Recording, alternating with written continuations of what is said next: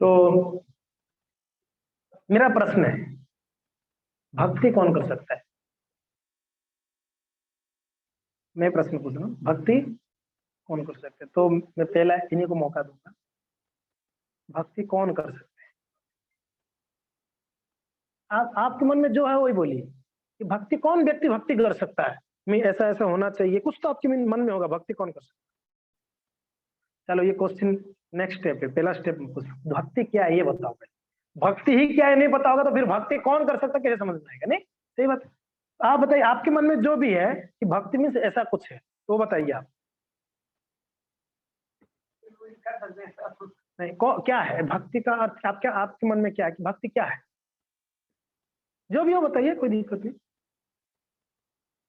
आप सोच लीजिए, आप बताइए। यू जो भी आपके मन में जो है वो बताइए। भक्ति आप क्या सोच रहे, भक्ति क्या है? सोच लीजिए, आप बताइए। ओके, किसी भी चीज को आप मानकर, ओके ओके, तो किसी ने कोई चीज बताए उसको ब्लाइंडली फॉलो करना, ठीक है प्रभु जी? श्रद्धा, ओके, श्रद्धा विश्वास, वेरी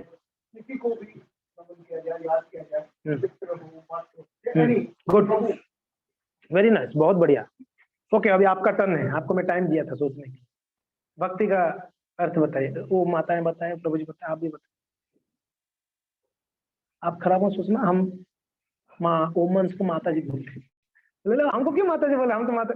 एक बार क्या हुआ, बॉम्बे में मैं प्रभु जी को बोल रहा था, मैं टिकट काउंटर में गया तो वो लेट कर रहे थे, बोला कि माता जी जल्दी दीजिए मुझे जाना है। वो गुस्सा हो गई, वो जो माता जी से यंग थी, वो गुस्सा हो गई, मैं माता जी दिख रही हूँ आपको। हम उनको समझाए, हम हर एक स्त्री को जो है माता जी करके संबोधित, माँ करके संबोधित, इसलिए आप नाराज मत हो। हाँ जी ठीक है, आप बताइए क्या सोच लिए? Okay good, very nice. जो इस्कॉन, ईश्वर के नाम में जो आनंद, परम आनंद मिले उसको भक्ति कहा जाएगा। Very good. भगवती लाल प्रभु, कृष्ण भावना को बढ़ाए वही भक्ति, कृष्ण भावना को बढ़ाए वही भक्ति। चलो ठीक है, वेरी गुड। इन लोगों को तो पूछूंगा तो बताएंगे ये, चलिए बता ही दीजिए, आप बता दीजिए।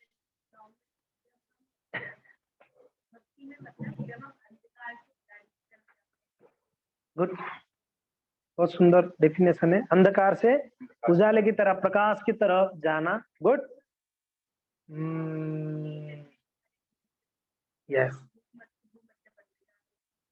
Very good, very nice. Balkrishna बाबू, मेरा प्रश्न है, भक्ति किसको कहेंगे, क्या है आपके मन में क्या है, किसको भक्ति कहेंगे आप? आपका डेफिनेशन क्या है? जो भी आप जो सोच रहे हो वही बताइए, कुछ मीन्स ज्यादा सोच रहे हो, जो आपके मन में वही बताइए कि मैं सोच रहा हूँ ऐसे भक्ति होना, भक्ति में ये होना। भगवान का संकीर्तन, ओके, भगवान का नाम लेना, भगवान का नाम लेने के लिए कई तरह के, दो तरह से जो बताए, श्रवण है, कीर्तन है, भजन है, कथा सुनाना है, ये जो बताए, इनमें से जो भी अगर हम कर सकते हैं, और इसमें सबसे सरलतम जो है श्रवण है। ओके, श्रवण करके हम जो है भक्ति को साधन कर सकते हैं, ठीक है, उससे वही फायदा होता है जो और तरह से भक्ति करते हैं उसमें सरलतम। वेरी गुड, बहुत अच्छा, सुंदर सुंदर, धन्यवाद धन्यवाद। सुमन दादा, क्या क्या आपके मन में क्या है, आप क्या सोच रहे हो, भक्ति किसको बोलना चाहिए? भगवान के प्रति जो प्रेम है, प्यार है, उसको भक्ति का, ठीक है, गुड। डॉक्टर बाबू, सरल मन से भगवान से प्रेम करते, वेरी गुड, बहुत बढ़िया। ओके, बाकी इन दोनों को तो पता है, ठीक है, तो सुंदर है, सभी लोगों ने व्याख्या की है। हम हर एक चीज को जब बोलते हैं, मैं बतला रहा था, उसका प्रमाण शास्त्र होना जरूरी है। मैं क्या सोच रहा हूँ वो महत्वपूर्ण नहीं है, शास्त्र में क्या बताया गया वो महत्वपूर्ण है, हमेशा ध्यान रखिए। मैं कुछ भी बोलूंगा प्रमाण शास्त्र होना चाहिए, ठीक है? यस प्लीज, नहीं नहीं बिल्कुल बोलिए।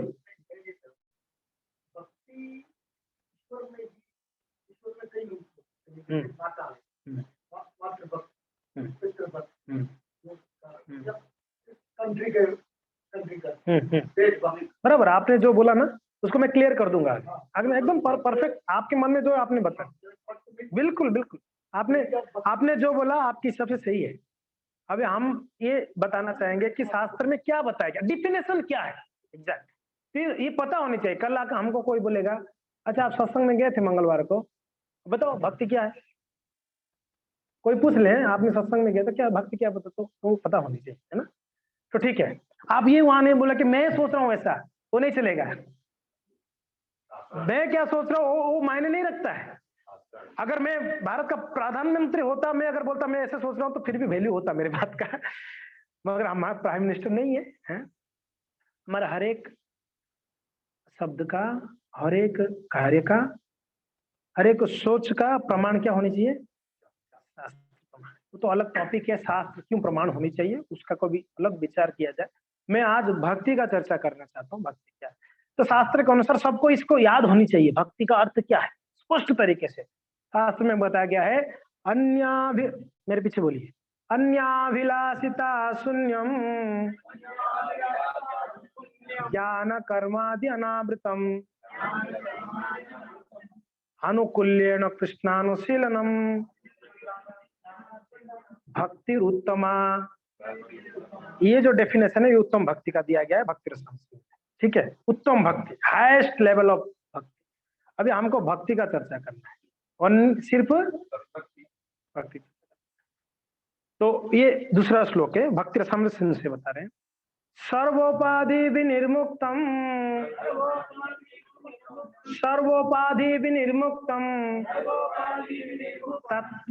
तत्वतेन निर्मलम ऋषिकेण ऋषिकेश सेवनम भक्ति उच्यते। और एक बार बोलिए, सर्वोपाधि विनिर्मुक्तम तत्वतेन निर्मलम ऋषिकेण ऋषिकेश सेवनम भक्ति उच्यते। भक्ति उच्यते यानी भक्ति कहा जाता है, इसको पहले का चर्चा है। भक्ति उच्यते, भक्ति कहा जाता है। सबसे प्रथम लेते हैं सर्वोपाधि विनिर्मुक्तम। सर्वस्व पहला दो शब्द है सर्वोपाधि विनिर्मुक्त। सर्व उपाधि, उपाधि क्या क्या हो सकता है, उपाधि समझ रहे हैं, उपाधि पदवी। इस संसार में ये सर्व बता दिया गया, ध्यान रखिए क्या बताया गया, सर्व। यानी आप बोल नहीं सकते मैं डॉक्टर उपाधि तो रखूंगा बाकी सब छोड़ दूंगा। आप ये नहीं बोल सकते मैं तो सिंगर का उपाधि रखता हूँ दूसरा छोड़ दूंगा। या आप बोल नहीं सकते मैं प्रोफेसर का उपाधि रख के वापिस। यहाँ बताया गया सर्व उपाधि, सारे उपाधि कहाँ का, संसार का। यहाँ का जो भी उपाधि है विनिर्मुक्तम, विशेष रूप से मुक्त होना है, बोले सिर्फ मुक्त नहीं है। सिर्फ मुक्त का और विशेष रूप के मुक्त का दोनों अंतर है। हाँ मैं भूल गया, विशेष भूलना, भूल गया मीन्स वापस आप याद करोगे। विशेष भूलना मीन्स पूरा भूल गया वापस कभी नहीं याद करूंगा, समझे ना। इसलिए यहां पर बताया गया सर्वोपाधि विनिर्मुक्तम, विशेष रूप से मुक्त होना है। इससे कौन से, फर्स्ट स्टेप है सारे उपाधियों से मुक्त होना है। हम लोग कितनी कितनी उपाधियों को लेके घूम रहे हैं, कई सर्टिफिकेट्स हैं, कई अवार्ड्स हैं और हद है। बहुत अच्छी बात है, ये सब भगवान की कृपा है हमारे पास कोई उपाधि है तो। मगर जब भक्ति की बात आते इस उपाधि का कोई काम नहीं। आप वहां नहीं बोल सकते मैं तो इंजीनियर हूं इतना बड़ा तो मैं बहुत बड़ा भक्त हूं। मीन्स आपका जो पहचान भक्ति का, भक्त का कोई भौतिक उपाधि से नहीं हो सकती है, मैं ये कहना चाहता हूँ। आप कितना बड़े हो सकते हैं संसार में, मगर ये नहीं बोल सकते मैं बहुत बड़ा भक्त हूं। समझ में आ रहा है ना। तो भक्त मीन्स, भक्ति मीन्स आपको उपाधियों को क्या करना पड़ेगा, त्यागना। विशेष रूप से, विशेष रूप से ध्यान रखिए, यहाँ विशेष रूप से वर्णन है। यानी हम एकदम अपने माइंड से ही, मन से उसको त्यागना। कभी कभी हम कार्य से त्याग तो लेते हैं, मन में चलता रहता है, इसे बोल रहा हूँ। कभी कभी हम कार्य से त्यागते हैं प्रभु जी बहुत मगर मन में वो चीज चलता है। मान लो मेरा इसके साथ कुछ बैर हो गया, झगड़ा हो गया, मैं यहाँ कुछ बोल नहीं रहा हूं, उनको सामने है, मैं कुछ नहीं बोल रहा हूँ।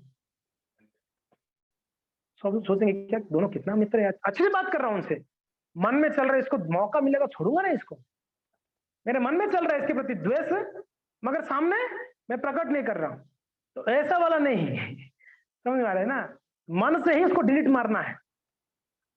उसका उपाय भी बता दिया है। इतना आसान नहीं है जी, जो हम कह रहे हैं ना सारे उपाधियों को त्याग देना, क्या बात कर रहे, संसार में उपाधियों को प्राप्त करने के लिए जीवन खपा देते, आप बोलते त्यागना है, ये तो हद की बात है। संसार में हम उपाधियों को प्राप्त करने के लिए अपना पूरा जीवन लगा देते हैं, और आप बोल रहे त्यागने की बात कर रहे हैं। भक्ति की बात आते तो त्यागने की बात है। अब भक्ति को निकाल दोगे तो तब तो त्यागने के कोई ही नहीं। धन्यवाद, प्रसाद ले जाइए प्लीज। हाँ जी, तो सर्वोपाधि विनिर्मुक्तम। अभी आप सर्व में सब सोच लेना, जो भी है। कोई ये भी सोच सकता है मैं स्त्री हूं, वो भी उपाधि, एक उपाधि है, मैं स्त्री हूं। कोई ये भी सोचता है मैं पुरुष हूं घर का, वो भी एक उपाधि ही है। कोई बोल सकता है मैं घर का मालिक हूं। इस जो भी उपाधियां हैं, इस संसार का हर एक उपाधि है, उसको उससे विशेष रूप से मुक्ति। इतना तो समझ में आ गया सबको। प्रश्न जो भी है रख लेना, पूछ लेना, आपके डाउट बिल्कुल लेंगे हम। तो सर्व उपाधि विनिर्मुक्तम, उसके आगे बताया गया तत्पर तेन निर्मलम।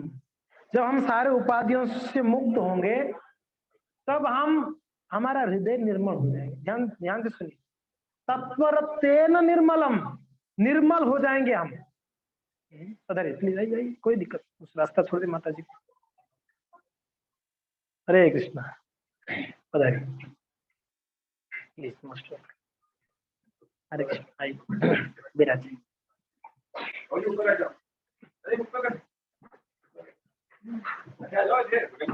नेटवर्क ठीक नहीं है मोबाइल में।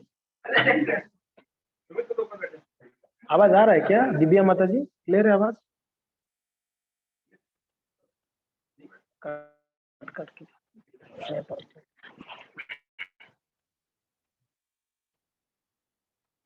ठीक है।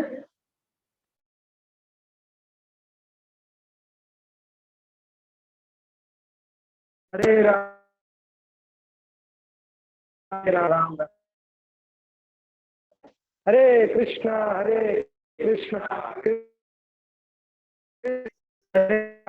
राम राम राम। तो हम चर्चा ये कर रहे थे, जो अभी आए उनको बताना चाहूंगा भक्ति का अर्थ क्या है। हम तो सर्वोपाधि निर्मुक्तम, जब हम सारे उपाधियों से मुक्त हो जाएंगे तो हम स्वच्छ निर्मल हो जाएंगे।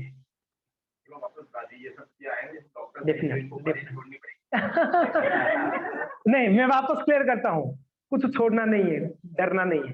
कभी कभी ये प्रॉब्लम हो जाता है, हम सोच लेते हैं भक्ति यानी सब छोड़ना है। तो सर्वप्रथम क्लियर हो जाइए, कुछ भी नहीं छोड़ना है, जोड़ना है। ये हम क्लियर करेंगे, अभी हम तो उसी को चर्चा कर रहे हैं।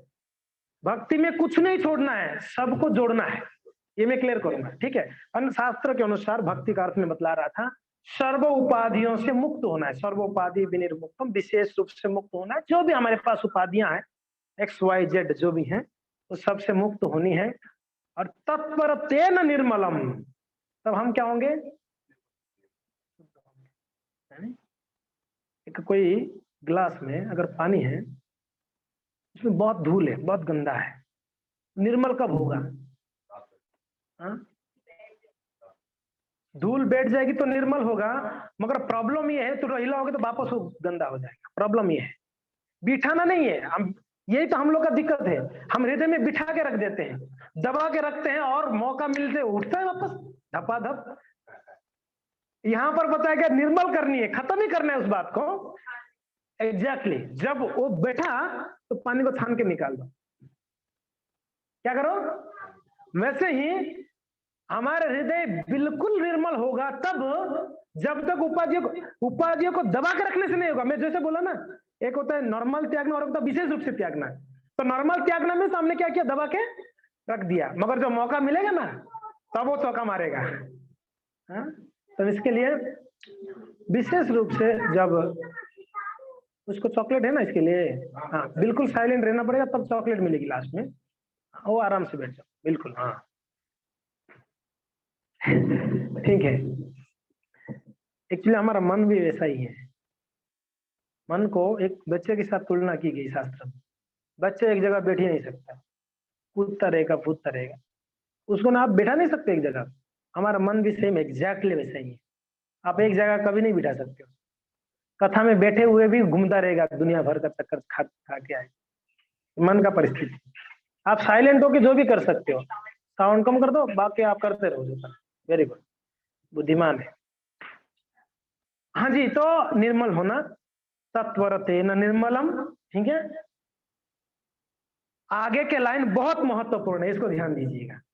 तो सर्वोपाधि विनिर्मुक्तम तत्वरतेन निर्मलम ऋषिकेण, ऋषिकेण, फिर ऋषिकेश, दो शब्द आया इधर, ऋषिकेण ऋषिकेश। हम चर्चा कर रहे हैं भक्ति रुच्यते, भक्ति कहा जाता है किसको, ये चर्चा हो रही है।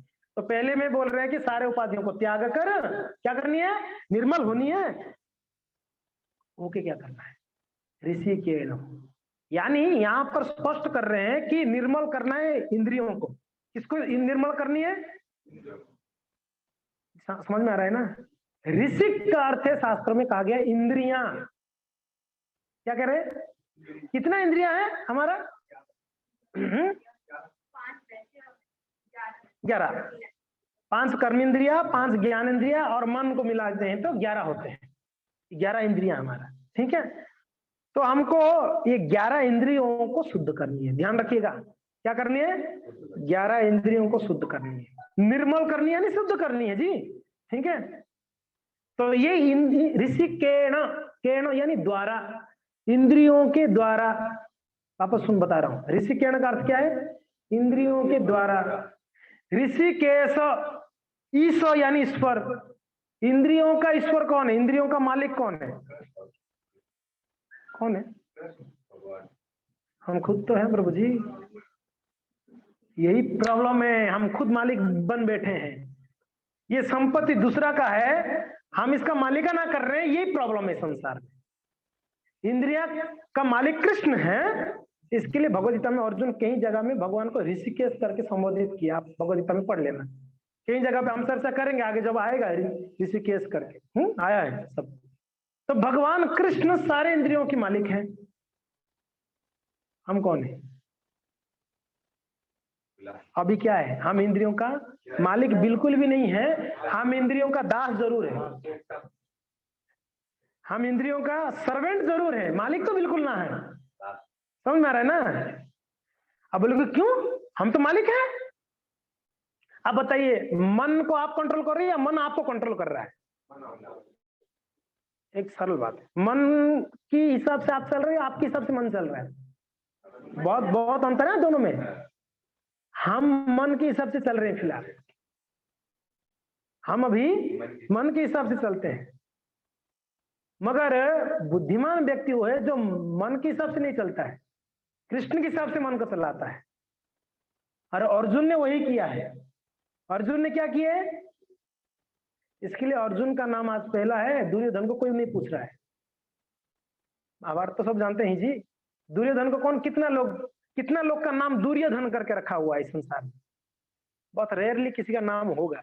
अर्जुन करके कितना लोग का नाम है, हजारों लाखों लोग का नाम है। क्यों, अर्जुन में क्या ऐसा स्पेशलिटी था जो दुर्योधन में नहीं था। देखिए पराक्रमी में दोनों सेम थे, यहां तक देखा जाए दुर्योधन ज्यादा था अर्जुन से, बहुत बड़ा पराक्रमी था, बहुत शक्तिशाली था, दुर्योधन ऐसा नहीं था। मगर प्रॉब्लम क्या हुआ, दुर्योधन मन का गुलाम था, अर्जुन मन के मालिक थे, कृष्ण को बिठाए थे, दोनों में अंतर है। तो हम चर्चा ये कर रहे थे कि इंद्रियों के द्वारा, हमारे जो भी इंद्रियां हैं उसके द्वारा, मगर कब होगा जी, शुद्ध होके, ये ध्यान रखिएगा, शुद्ध होके। शुद्ध कब होगा जी, जब सारे उपाधियां, झूठा उपाधियां का बात किया जा रहा है, जो भी फॉल्स है, झूठे हैं। पधारिए, हरे कृष्ण, आइए ऊपर बैठ जाइए। झूठे उपाधियों को त्यागना है हमको, सच्चा उपाध्याय तो रखो आप, झूठा उपाधियों को त्यागना है। तो ऋषिकेण हमारे इंद्रियों के द्वारा, ऋषिकेश यानी भगवान कृष्ण का, इतना तो क्लियर है ना, इतना तक हमारे इंद्रियों के द्वारा, इंद्रियों का स्वामी कृष्ण का सेवनम, शब्द क्या आया है, सेवनम, ऋषिकेण ऋषिकेश सेवनम आगे भक्ति रुच्यते। आपस क्लियर करो, भक्ति किसको कहा जाता है? सारे उपाधियों को त्याग कर हमारे इंद्रियों को शुद्ध करके जब ये इंद्रियों का स्वामी कृष्ण की सेवा में लगा दिया जाए, वही भक्ति है। क्लियर? आज से अगर आपको कोई आपको पूछेगा भक्ति क्या है, तो आप क्या डेफिनेशन देंगे? हमारे इंद्रियों के द्वारा इंद्रियों के स्वामी कृष्ण का सेवा करना ही भक्ति है। तो प्रश्न उठता है कि जैसे प्रभु जी कह रहे थे कि कोई पिता का सेवा करता है, कोई बच्चों का सेवा करता है, कोई समाज का सेवा करता है, कोई देश का सेवा करता है, क्या ये भक्ति नहीं है? क्या ये भक्ति बिल्कुल भी नहीं है। ये भक्ति बिल्कुल, भक्ति शब्द ही ये कृष्ण से ही जुड़ा हुआ है, बाकी जगह पे आप भक्ति नहीं लगा सकते हो। भक्ति सिर्फ कृष्ण की जगह पे ही यूज होता है ये शब्द, बाकी कई जगह में नहीं लगेगी। आसक्ति है, एग्जैक्टली, बहुत सुंदर डेफिनेशन दिया आपने, आसक्ति। अब बोले कि फिर तो ये तो बिल्कुल भेद हो गया प्रभु जी, ऐसा कैसे आपने बोल दिया? मैं घर का जो मैं भरण पोषण कर रहा हूँ, मेरे पत्नी का, बच्चों का, समाज का ध्यान रखता हूँ, मैं जहाँ काम करता हूँ वहां ध्यान रखता हूँ, तो फिर मेरे व्यर्थ है क्या? बिल्कुल भी नहीं है। ये गलतफहमी बिल्कुल ना रही है। भगवान ने कहते हैं अपनी नियत कर्म करते रहना। नित्य कर्म नियत कर्म दो कर्म है, दोनों को करनी है हमको, त्याग नहीं है। त्याग दोगे तो पत्थर हो जाओगे। पत्थर कुछ नहीं करता है, पत्थर क्या करता है? पड़ा रहता है। समझ में आ रहा है? करना है, त्यागना नहीं है, मगर उद्देश्य होनी चाहिए हमारा हर एक कार्य को कृष्ण को अर्पण कर। क्या बोला मैंने? हमारा हर एक कार्य को कृष्ण से अर्पण, कृष्ण से जोड़ देनी। ये शरीर है, बहुत अच्छा है, सुंदर है, स्मार्ट है, हाँ, गोरा है, बुद्धिमान है, वेरी नाइस, मगर इसको जब तक कृष्ण की सेवा में नहीं लगा दिया जाए, उसका पूरा पूरा वैल्यू नहीं है। क्या है? पूरा पूरा। चलो, प्रभुपाद जी कहा करते हैं हमारे पास जो भी उपाधियां हैं, गलत मत सोचना, प्रभुपाद जी कहा करते हैं हमारे पास जो भी उपाधियां हैं वो शून्य के बराबर है। किसके बराबर है? कैसे ऐसे कह सकते हैं आप? क्योंकि सबसे जरूरत समय पर वो काम नहीं आती, इसके लिए जीरो है। मैं आपको वापस बता रहा हूं, हमारे पास जो उपाधि है सबसे जरूरत समय पर हमको काम नहीं आती। बोले ऐसा कौन सा समय सबसे जरूरत है? मृत्यु के समय पर काम आती है। कौन सा उपाधि आपका? आप अलग है यमराज जी, मैं तो डॉक्टर हूं, मुझे नहीं ले सकते हो, देखो सर्टिफिकेट है, देखेगा वो। अभी हम चर्चा कर रहे थे, ये 1 साल में इतना तो बुद्धि आ गया लोगों का, हमारा कुछ चलने वाला संसार में चलेगा तो भगवान का इच्छा से। इतना तो बुद्धि, अब बुद्धि नहीं आया जिसको बेवकूफ होगा, और क्या है। इतना तो बुद्धि आ गया हम सबको कि भाई हमारा कुछ नहीं चले। 1 साल हो गया प्रभु जी, वैक्सीन निकला भी तो अभी ट्रायल है, पक्का नहीं है। वैक्सीन ट्रायल है अभी, मीन्स अभी तो ट्रायल कर रहे हैं, किनको तो जम रहा है, किनको नहीं जम रहा है, सबको नहीं जम रहा है, ऐसा है। तो यानी कहां चला गया आपका इतना बुद्धिमत्ता, आपका इतना ग्रेटनेस, आपका इतना डॉक्टरेट, आपका इतना इंजीनियर, के क्या हो गया? हाहाकार मच गया। हमने तो सुना था कई जर्मन का राष्ट्रपति रोए थे कि कैसे रोका जाए यार इस चीज को, हद हो गया। अमेरिका का राष्ट्रपति घबरा गए थे। आप थोड़ा सा विचार करिए, छोटा सा एक जीवाणु, वायरस हिला दिया सबको, पूरा पृथ्वी को हिला के रख दिया। तो इतना तो समझ में आ गया कि हमारे हिसाब से हरि बोल जय स्वागतम। आप लोग का घर इधर किधर है क्या? Please please, most welcome. Hare Krishna, Hari बोल, वेरी नाइस। माता जी कैसे हैं? ठीक है,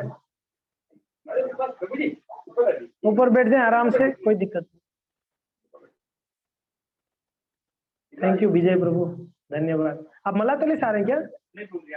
बोला तो नहीं से आ रहे, ठीक है। प्रभु जी की घर पे हमने 7 दिन का भागवत कथा किया। प्रभु जी का पिताजी जब शांत हो गए थे तो प्रभु जी का बड़ा आग्रह था, जैसे कंफर्टेबल है आपको, जैसे ठीक लगे आराम से ऊपर बैठ सकते, कोई दिक्कत नहीं, ठीक है। तो धन्यवाद, थैंक यू। तो यहाँ इनके घर पे 7 दिन का भागवत चर्चा किया था हम लोगों ने। हाँ जी, हम ये कह रहे थे कि इतना तो है कि हमको सबसे जब जरूरत पड़ता है तब ये काम नहीं आती है, हमारी विद्या, हमारा बुद्धि, हमारा उपाधियां। इसके लिए इसको प्रभुपाद जी ने जीरो के साथ तुलना की है। मगर ये जीरो ही नहीं रखना, इसका वैल्यू बढ़ानी है। प्रभुपाद जी कहते हैं कृष्ण एक की बराबर है। कृष्ण कैसे है? एक की बराबर है। अगर जीरो की बाद एक रखोगे क्या होगा? उसका वैल्यू एक ही रहेगा। मैं वापस बोल रहा हूं, हम जीरो है, कृष्ण पहले, अभी हम कैसे हैं? मैं मेरा ही चल रहा है, नहीं चल रहा है? पहले मैं, उसके बाद मेरा। ऐसा कोई नहीं कि पहले मेरा फिर मैं, पहले मैं खा लूं बाद सब लोग खिलाऊं, या मेरा काम हो जाए दूसरों को मैं हेल्प करूंगा। मैं खुद बंधन से छूट जाऊं तो दूसरों को बंधन से 100% है। खुद ही बंधन में होगा, दूसरों को कैसे खोल सकते हैं बंधन? मैं मेरा यहीं तक ही सीमित है। और कृष्ण है हमारे जीवन में, ऐसी बात नहीं है कि नहीं है, मगर कैसे है? मेरे बाद है। क्या है? तो वैल्यू है कितना, क्या कितना वैल्यू है? एक का वैल्यू है। आप सिर्फ कृष्ण को आगे रख लो। क्या करो? वो जीरो के पहले रख दो। मान लो आप डॉक्टर हैं, आप इंजीनियर है, डॉक्टर है तो एक जीरो है, इंजीनियर है तो और एक जीरो जोड़ दो, और प्रोफेसर है तो और एक जीरो, साइंटिस्ट हो तो जितनी उपाधियां, इतना जीरो को इकट्ठा करो, उसका वैल्यू करो कितना होता है। मैं क्या बोल रहा हूं? जितने भी जीरो हैं सबको आप वैल्यू करो, प्लस कर लो, कितना आएगा? कितना करोड़ आएगा? प्लस करने से जीरो आ रहा है क्या? चलो ये मल्टीप्लाई कर लो, प्लस छोड़ दो, प्लस में तो वैल्यू कम आता है, मल्टीप्लाई करो एक बार, जीरो ही आता है। ओके, और क्या कर सकते हैं इसका वैल्यू बढ़ाने के लिए? कुछ भी उपाय नहीं है। इसको कैसे मोड़ तोड़ कुछ भी करो, माइनस करो, प्लस करो, मल्टीप्लाई करो, उसका वैल्यू जीरो ही रहेगा। अगर 1000 जीरो को भी अगर वैल्यू करोगे तो जीरो ही। समझ में आ रहा है? अगर 1000 जीरो के बाद एक लगाओगे कृष्ण को, वैल्यू तो है, मगर कितना वैल्यू है? एक ही है उसका वैल्यू। मगर थोड़ा सा आप विचार करिए, अगर आपका दो उपाधि है, उससे पहले एक लगा दो, दो जीरो के बाद एक लगाओगे तो उसका वैल्यू एक है, दो जीरो से पहले कर दोगे तो क्या हो गया? 100।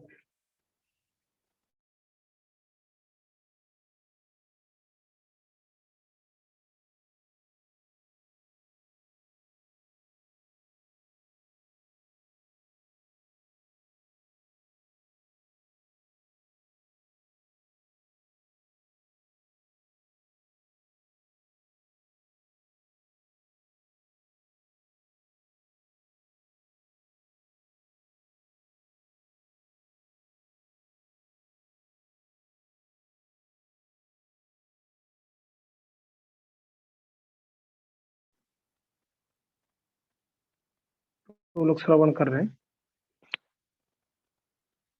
ठीक है। क्या बोल रहा था प्रभु जी? सेवा ना, इस संसार में हम सभी का एक नेचर है, हम सेवा करना चाहते हैं किसी ना किसी का। सही बात है। ऐसा कोई है यहाँ पर जो सेवा से वंचित है, बिल्कुल कोई सेवा नहीं कर रहा है? ऐसा कोई है?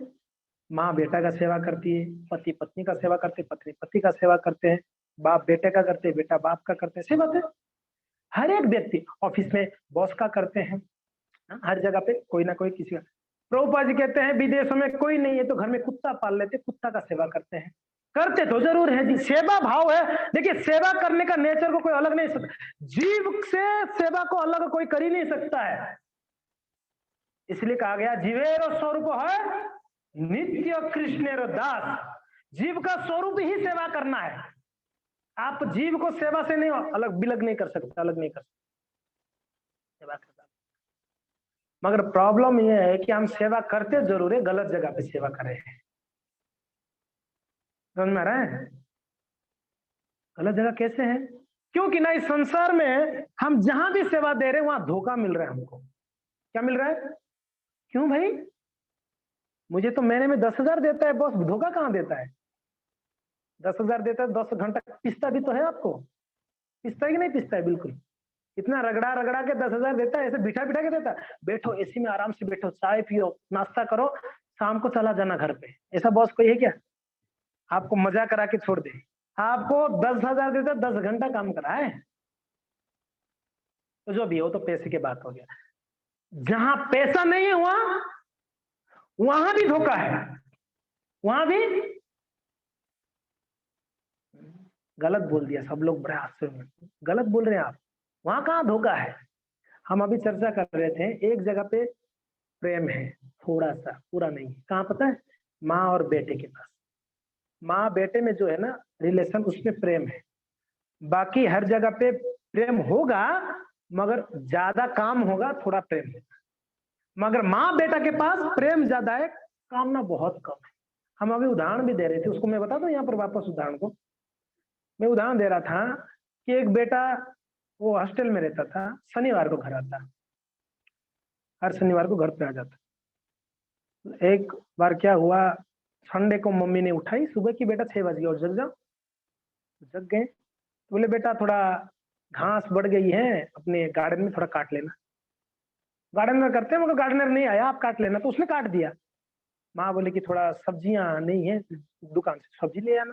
सब्जी ले आया, बोला कि बेटा आटा खत्म हो गया, थोड़ा 2-3 किलो आटा ले आना, रोटी बनाने। ले आया। बेटा पिताजी कल ऑफिस जाएंगे, कपड़ा में धो के रख दिया, थोड़ा प्रेस कर दोगे? हमें यहाँ कर दूंगा। कर लिया। बेटा थोड़ा सा ये डाइनिंग को थोड़ा झाड़ू मार दो, भोजन करनी है, झाड़ू मार दो। ठीक है। दोपहर को जब लंच का समय हुई, दोपहर तक तो किया सब, लंच के समय पर वो माँ जब परोसने वाली थी, माँ को बोला मैया ये आपके लिए एक लेटर है, चिट्ठी था। माँ को चिट्ठी दिया। माँ चिट्ठी खोली, उसमें लिखा हुआ था, माँ सुबह में लॉन, लॉन बोलते क्या बोल रहे, लॉन काटा तो उसका माया 50 रुपया होता है, 50 दे देना। उसके नीचे लिखा मैं प्रेस किया पिताजी का कपड़ा, 100 रुपया दे देना। मार्केट से सब्जियां ले आया, मिनिमम तो 100 रुपया होती है, किसी को भेजते तो उसने लिखा है कि मैं ये किया को इतना पैसे कुल मिला के 560 रुपया मियाँ मुझे दे देना, मैंने ये काम किया। माता जी ने देखा, मम्मी ने, माँ देखिए उसको फोल्ड कर रख दी। ठीक है मैं बेटा तो खा ले, तो खा लिया। अभी दिन भर का बात हो गई, शाम को डिनर जब हुई तो जब बेटा को परोस दी, जब खाने वाला, बेटा रुक जा तेरे लिए एक चिट्ठी है, वेट वेट वेट, उसको एक चिट्ठी दी माँ। बोले ये क्या है? बोला देख लो। तो उसने खोला, देखा, उसने माँ लिखी थी कि बेटा मैं तेरे को 9 महीना गर्भ में धारण की थी, फ्री में, मुफ्त में लिखी है। कितना महीना करती? नहीं करती माँ, 9 महीना करती, 9 महीना मिनिमम। 9 महीना एक बच्चा को पेट में धारण करके घूमना, रहना, बैठना, खाना, सोना, बाप रे बाप कितना परेशानी है, झेल की नहीं झेली माँ? लेकिन बेटा फ्री में। तू जन्म होने के बाद जब बुखार बुखार तुझे आता था तू सो जाता था, मैं रात भर जगती थी फ्री में। तेरे का दवाई का खर्चा मैं ही दी फ्री में, तेरे का ट्यूशन फीस, स्कूल फीस मैं दी फ्री में। हाँ जी, तेरे को खिलाया पिलाया, तू बिस्तर में ही मलमूत्र त्यागता था, मैं तेरा सेवा की फ्री में। सब पूरा लिस्ट लिखी है, जितना उसको याद आ गई। बहुत लंबा लिस्ट था उसकी चिट्ठी थे, तो इनका चिट्ठी बड़ा था। फिर नीचे माँ ने लिखी, पता है बेटा क्यों लिखी है? I love you. क्या लिखी थी माँ? मैं तुझे प्रेम करती।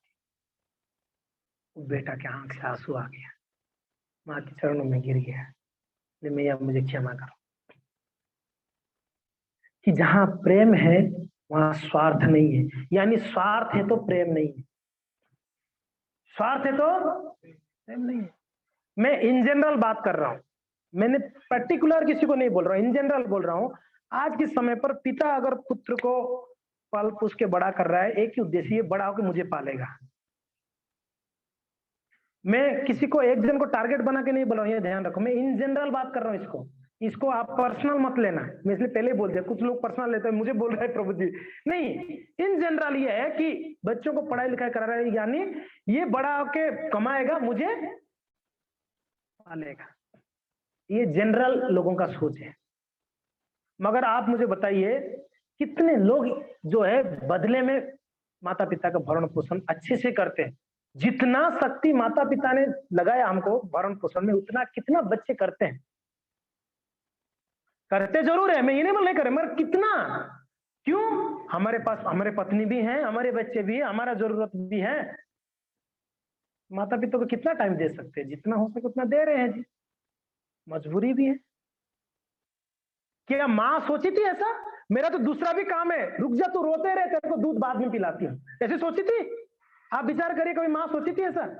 तू रोते रहे, तेरे को तो मैं 2 घंटे के बाद दूध पिलाऊंगी। नहीं, ऐसे ऐसी माँ कभी सोचती नहीं। बच्चा रोया में सारा काम छोड़ के आके दूध पिलाई कि नहीं पिलाई है?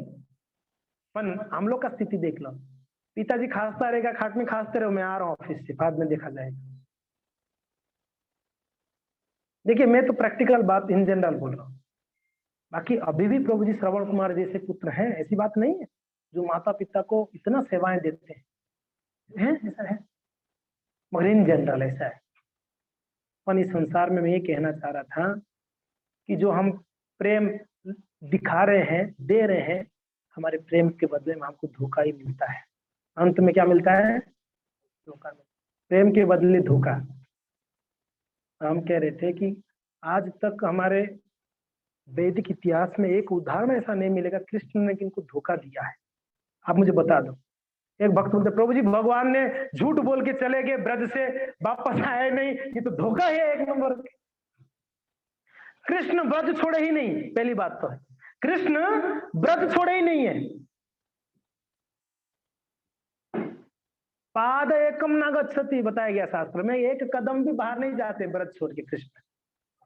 दूसरी बात है, कृष्ण ने ब्रजवासियों के अंदर प्रेम को बढ़ाना था, इसके लिए कृष्ण ने वृंदावन छोड़ के जाने का एक नाटक किए।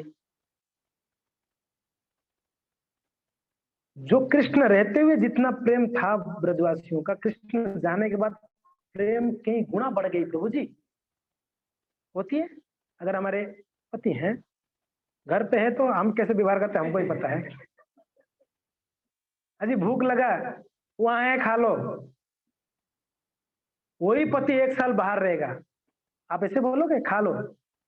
रेडी, पति बोलने से पहले रेडी बन। दूरता में क्या होता है? प्रेम। इसका मतलब ये नहीं बोल रहा कि आप दूर रहो, मैं ये सलाह नहीं दे रहा हूं, मैं प्रैक्टिकल बोल रहा हूं। ऐसे होता है जब हम दूर किसी दूर रिश्ता रहता है, उनके प्रति हमारा प्रेम अलग रहता है। जब पास में रहते हैं ना, हम वैल्यू कम करते हैं। महिमा तो उतना ही रहेगा व्यक्ति का, हम वैल्यू कम कर देते हैं, ये प्रॉब्लम। क्योंकि ना हमारा दोष दृष्टि है, हमारा आंख कैसा है, हम दोष देखते हैं ना, नजदीक रहने वाले का हम दोष ढूंढते हैं। ऐसा भी करते हैं कि ये सब व्यक्ति है, वही व्यक्ति कितना भी बेवड़ा क्यों ना हो, अगर दूर रहेगा ना, ये तो इंद्र से भी बढ़कर है, हमको ऐसे लगता है। दूरता में प्रेम है। तो ब्रजवासियों का प्रेम को बढ़ाना था कृष्ण, इसलिए छोड़ चले गए। मगर कृष्ण ने धोखा बिल्कुल ना दिए, नहीं, किसी को नहीं दिए। जो भी उनकी शरण में आया, कृष्ण ने उनको बदले में क्या दिए? प्रेम दिए। अरे मारने वाले को जो प्रेम दे सकते तो दूसरा प्रेम देने वाले को क्या दे सकते हैं ठाकुर? उतना मारने के लिए आए भगवान ने, उनको बदले में क्या दे दिए? माँ। माँ बहुत बड़ा दर्जा होती है, किसी को माँ का स्थान देना। जिन मारने वाले को माँ बना सकते हैं, तो जिनको जो इनको प्रेम करेगा उनको क्या देंगे? आप तो विचार ही नहीं कर सके। सुदामा महाराज ने क्या दिया भगवान को जी? कुछ भी ना, उसके पास था भी क्या वो देने वाले हैं? चावल को उनकी पत्नी भूंज दी, वो भी चावल मांग के ले आई। वो जब द्वारका पहुंचे ना, उनकी कल्पना से परे देखा वहां पर, यार ये मैं कृष्ण को क्या दूं? यहाँ पर बड़े बड़े अट्टालिका इमारतें और सब में सोना चांदी हीरा जवाहर लगा हुआ, चमक रहा है द्वारका, और लेके क्या आए थे कृष्ण के लिए? भेंट। चावल भूंज कर वो कपड़ा, टूटा फूटा कपड़ा उसमें बांध के लिए संकोच कर रहे थे, मेरे प्रभु को क्या दूं मित्र को? मगर भगवान ने क्या छुपा के रख रहे हो? वो काख में ऐसे लगा के दबा के रखे नहीं। और इसका नेचर पता है, ये छीन के खाने वाला लड़का है। वो किए पहले ब्रजवासियों से छीन छीन के खाते कृष्ण, छीन छीन के कृष्ण खाते। ये प्रेम है जी। हमारे प्रेम करते, हम ले लेते नहीं, उनकी प्लेट से उठा के खा लेते। द्वेषी व्यक्ति खाएगा? हाँ, कभी नहीं खाएगा। द्वेषी व्यक्ति तो उसके घर पे ही नहीं खाएगा, उसकी प्लेट से क्या खाएगा? तो हम ये कह रहे थे कि सुदामा जी चावल ले आए थे थोड़ा सा, भगवान ने उस चावल के लिए, अब देखिए भगवान का कृपा बदला। वो चावल को एक मुट्ठी उठा के भगवान ने खाया। अरे इतना बढ़िया चीज लाया, आप छुपा कर भाभी ने भेजे। एक मुट्ठी चावल खाए, कृष्ण गदगद हो गए। अरे मेरे लिए क्या अमृत, उनको अमृत लग रहा है। बोले कि सुदामा मैं इतना प्रसन्न हूँ, इतना प्रसन्न हूँ, इतना प्रसन्न हूँ, ऊपर का सारा लोग आपके नाम पे मैं रजिस्टर कर दिया। हद हो गया। कृष्ण क्या किए, ऊपर की जितने लोग हैं आपके नाम पे रजिस्टर्ड है। पत्नियां देख रहे क्या कर रहे हैं, इतना भाव में भी बताओ। और एक दो पत्नी खड़ी थे वहां पर, 16,108 खड़े थे, घूर रहे थे, क्या कर रहे हो। भगवान तो भाव में थे, दूसरा मुट्ठी उठाए खाए, बोले जितना नीचे की लोग है सब आपका नाम पे रजिस्टर किया, जाओ सुदामा आपका है। सिर्फ बोलने के लिए नहीं बोल रहे थे, सच में उनके नाम पे लिख दिया भगवान ने, आपका ही राज्य, आप खूब राज करो। तीसरी मुट्ठी उठाए, रुक्मणी पकड़ ली, हमको नहीं दोगे। यानी रुक्मणी कहना चाह रही थी कि अभी बचा है क्या, दोगे इसको, सब तो दे दिया, ऊपर का पूरा नीचे का, अभी क्या बचा, अब सिर्फ द्वारका बच गया, ये भी दे दोगे, हम कहाँ रहे हैं। इसलिए पकड़ ली, भाई ये तो रहने दो, द्वारका तो मत दो भाई, कम से कम ये हम तो रहेंगे। वो खाली हुई। ये है कृपा ठाकुर। बदले में भगवान क्या दे, एक फूल दोगे, वो बदले में कृष्ण आपको फूल का उद्यान दे सकते हैं। वो व्यक्ति, एक लड़का, वो फूल ले जा रहा था, और फरवरी 14 तारीख था, आपको पता है जाता कहाँ है, जा रहा था बड़ा मन में प्रसन्न होके। तो फूल, आजकल के फूल तो जानते हैं, 4-5 दिन पहले का फूल को थोड़ा सा परफ्यूम डाल के ना वो बेच देते, तो ये धोखे में आ गया। फूल था 3 दिन पहले का, दिख रहा था बढ़िया, फर्स्ट क्लास पीस निकाल के दिया, वो थोड़ा हवा हुआ, फूल गिर गया, सारा पंखुड़ी। वो जब फूल गिरा, उसके मन में पता नहीं कैसे आया, बोला विष्णु अर्पणमस्तु, क्या बोल दिया, विष्णु अर्पणमस्तु, मन में आ गया, बोल दिया ऐसे ही। ले रहा था गर्लफ्रेंड के लिए, किसको अर्पण कर दिया उसने, ऐसे मुंह में बोल दिया, हो गई बात। जीवन में उसने और कुछ नहीं किया जी, बड़ा दुर्दांत पापी था। बस एक बार पुष्प को, टूटा फूटा पुष्प को किसको चढ़ा दिया, वो भी रास्ते में, कोई विष्णु मंदिर भी नहीं था बाजू में। एक कथा, पुराना का एक कथा बोल देता हूं मैं आपको। तो भाई अंत में तो उसका गति नरक ही हुआ, ले गए जमराज के दूत, बड़ा पापी था, बदमाश था, हिसाब किताब किया गया। तो इसको भाई कितना पाप कितना पुण्य, इसको कितना नरक जाना है कितना स्वर्ग जाना है। बोला कि ये तो पूरा पाप किया है, नरक भी रहेगा। हाँ, एक जगह में उसने भगवान विष्णु के फूल चढ़ाया है, वो भी अनजाने से। इसका क्या फल होगा। तो चित्रगुप्त ने हिसाब किताब करके बोला, एक दिन का इसको स्वर्ग लिखा है। क्या जी, एक दिन का। तो इसको पूछे, भाई तेरे को पहले स्वर्ग जाना है कि पहले नरक जाना है। नरक तो तेरे को जाना ही है, पहले डिसाइड कर कहाँ पहले जाना है। बोला पहले मजा ले लो स्वर्ग का, एक दिन का। ये इसने पूछा कि मैंने तो यार जीवन में कुछ किया नहीं, मुझे स्वर्ग भेज क्यों रहे, पहले ये बताओ, कंफर्म तो करो। बोले तू एक समय तो याद कर, 14 फरवरी को कुछ किया था, फूल किसी को देने वाला था भगवान का। उस समय 14 फरवरी नहीं था, मैं ऐसे बोल रहा हूँ, यानी वो ले जा रहा था फूल किसी के लिए, भगवान को अर्पण। बोला आपने एक बार गलती से भगवान विष्णु को फूल चढ़ाया, उसकी फल के रूप में आपको एक दिन स्वर्ग लिखा है। वो जब स्वर्ग ले जा रहे थे ना, वो विचार कर रहा था, अरे यार मैंने एक फूल, मुझे पहले पता होता ये बात तो मैंने कितना फूल नहीं चढ़ाता ठाकुर जी को। अभी नरक भी भुगतना है, पर कोई बात नहीं, एक दिन का मौका तो मिला है मुझे। दिमाग दौड़ाया उसने, बुद्धू नहीं था। जो स्वर्ग में ये लोग जमदूत लोग बोले, देखो भाई 24 आवर्स हम लोग वेट करेंगे आपका, जो करना है कर ले, जैसे ही सूरज ढल जाएगा हम ले जाएंगे तेरे को, 24 घंटा तेरे पास। ठीक है भाई। तो उसने ढूंढ ढूंढ के चला गया इंद्र का उद्यान में, पुष्प उद्यान। यहाँ का जैसे 3rd क्लास का उद्यान नहीं था, वहां स्वर्ग का उद्यान तो वैरायटी फूलों का उद्यान, बड़ा विस्तार से था। उसने विचार किया, एक फूल चढ़ाया था मैंने गलती से, एक दिन का स्वर्ग। ये उद्यान में तो लाखों करोड़ों फूल है, सबको अगर कृष्ण को चढ़ा दूं मैं तो मेरा क्या गति होगी। वो समझ गया। उसने बस वहां तलवार उठाया, एक बड़ा था, तलवार लिया, एक एक फूल जो था उसको उसे उड़ाता था, मुंडी को, फूल को, बोलता था कृष्ण अर्पणमस्तु। दूसरा फूल को तोड़ता था, बोलता था कि गोविंद अर्पणमस्तु। तीसरा फूल को करता था मुरारी अर्पण, भगवान का एक एक नाम लेता था और चढ़ाता गया। पूरा उद्यान शाम तक खत्म, सारा फूल का। ये पुराण का कथा है। ये लोग बोले भाई टाइम हो गया, चल ले चलो, ले आए। तो चित्रगुप्त हिसाब किताब के, भाई इसको कहाँ कौन सा नरक देनी है। चित्रगुप्त खाता खोले, 0 नरक, 0 हो चुका है ही नहीं कुछ। बोला कि हो क्या गया, गड़बड़ क्या हुआ। ये भाई ये तो कल मैंने जब पलटा है तो इसका तो पाप का घड़ा भरा हुआ था, आज क्या हो गया उसका, सब जीरो हो गया। क्या लिखा होता पता है उसमें? जीरो होके बताया गया ये भगवत धाम जाएगा, भगवान के धाम वैकुंठ जाएगा। उसने क्या कर दिया? बोले ये क्या कर रहा था वहां पर? पता नहीं है, गार्डन में घूम रहा था दिन भर। तो क्या किया है? तो पता लगाए तो उसने तो सब पुष्पों को ठाकुर जी से चढ़ा दिया है। अब देख लो। बोले कि अरे ये तो हमारे रेंज की बाहर हो गया ये लड़का, इसको ले जाओ भाई। कहाँ ले जाना है? बोले इसको भगवान धाम ले जाओ। तो ये लोग तो क्वालिफाइड भी नहीं थे उधर जाने के लिए। बोले कि इसको लेने विमान आने वाला है, तो वैकुंठ से विमान आके ले गया। ये पुराण का कथा है, पुराण में कथा है। तो आप बताइए, कोई एक पुष्प चढ़ाएगा उसको, बदले में भगवान उसको, देखिए इतना ये फल है। तो हम लोग रोज अनजाने से किया, प्रेम से करे तो, प्रेम से करे तो इतना तो कर ही सकते हैं जी। सुबह उठ के स्नान आदि करके एक पुष्प लाके ठाकुर जी के चरणों में अर्पण कर ले, इतना तो सब कर ही सकते हैं। कौन नहीं कर सकता यहाँ पर? सब कर सकते। बस इतना करिए, एक पुष्प चढ़ा दो, तुलसी का पत्ता ठाकुर जी के चरणों में रख दो। इतना रोज नियम बना लो। बाकी कुछ कर पा रहे नहीं का अलग बात है, इतना तो कर लो। पुष्प कहीं भी उपलब्ध हो जाएगी, आपकी गार्डन में होगा, बाहर कोई भी पुष्प है, आप भगवान के चरणों में अर्पण कर लो। आप देखिए, मैं आपको 100% गारंटी देखिए, मेरे अनुभव से बोलता हूँ, 1 महीने में आपको इतना एक चेंजेस लगेगा आपके हृदय में। बोले कि मुझे बहुत सुकून मिल रहा है, मुझे बहुत आनंद मिल रही है, कृपा मिल रही है ठाकुर। तो खैर हमारा चर्चा ये था, समय हो गई है, चर्चा ये था, 2-3 मिनट लेट है। अच्छा, आप ऐसे वो दोबारा आएंगे नहीं लोग, तो लेट सब नहीं। यस, प्रभु जी टाइम से आए, हमने देखा। हाँ बिल्कुल टाइम से। तो ठीक है, हम समय नहीं हो गया, टॉपिक खत्म।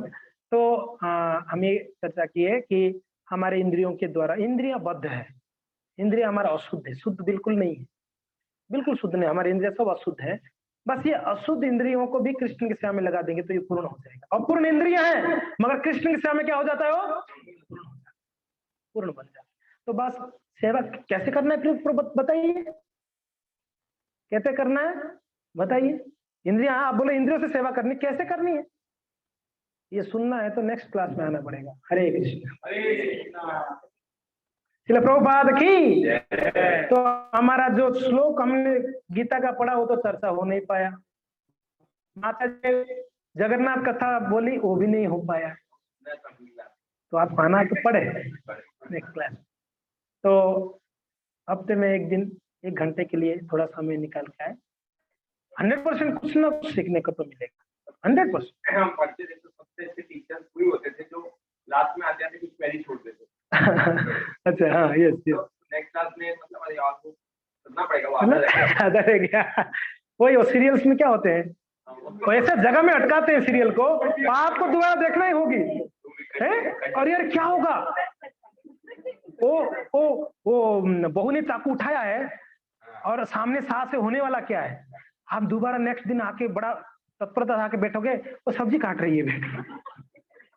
बड़ा ऐसा होता है। तो वैसे 100% हम ऐसा रोके, नेक्स्ट क्लास आपको सुनने के लिए आना पड़ेगा। तो हर हफ्ते में मंगलवार को हमने चर्चा करेंगे, थोड़ा आप टाइम में 1 घंटा, हम बिल्कुल टाइम से प्रारंभ करेंगे, टाइम से समाप्ति भी कर लेंगे, हम ज्यादा समय नहीं लेंगे। आप समय से आएंगे तो 100% आपके लिए फायदेमंद है। तो इसके दौरान मेरा भी बहुत फायदा होता है, मुझे कुछ पढ़ना होता है, कुछ बोलना होता है, तो पहला काम मेरा है, सबसे मेरा मुख्य पास में मेरा कान, यानी पहले मुझे समझना है, फिर मुझे सुनना है, मुझे सीखना है, मुझे आचरण करना है, फिर मैं आपको बता सकता हूँ। तो इसके लिए मेरा बहुत फायदा होता है, आपका हो ना हो मेरा तो होगा। धन्यवाद। हरे कृष्ण। तो 2 मिनट है, मीन्स है तो नहीं है, कोई जिज्ञासा है तो पूछ सकते। धन्यवाद। Hare Krishna. Thank you zoom भक्तों को। हरे कृष्ण। ये भक्त जूम से, नासिक से हैं, बॉम्बे से हैं जुड़े हुए, थैंक यू। आप लोगों का कोई जिज्ञासा आप पूछ सकते हैं आज के टॉपिक के से, या कोई अलग टॉपिक से पूछ सकते हैं। आप लोगों का कोई जिज्ञासा तो हाथ उठाना। विजय ब्रो, अलग टॉपिक है, 100% पूछिए, कोई नहीं। जैसे कि हम जैसे वैकुंठ जाते हैं, वैकुंठ प्रहलाद महाराज जी जितने भी भक्त हैं, डिवोटी हैं, जी, हम जैसे कि प्रभुपाद हैं, जो गोस्वामी हैं, तो ये सब वैकुंठ में वही मतलब जो गुरु धाम में, तो वहां पर ये होंगे तो हम इनको पहचान पाएंगे या वहां पर ये अलग फॉर्म में होंगे या? हाँ, प्रश्न अच्छा है।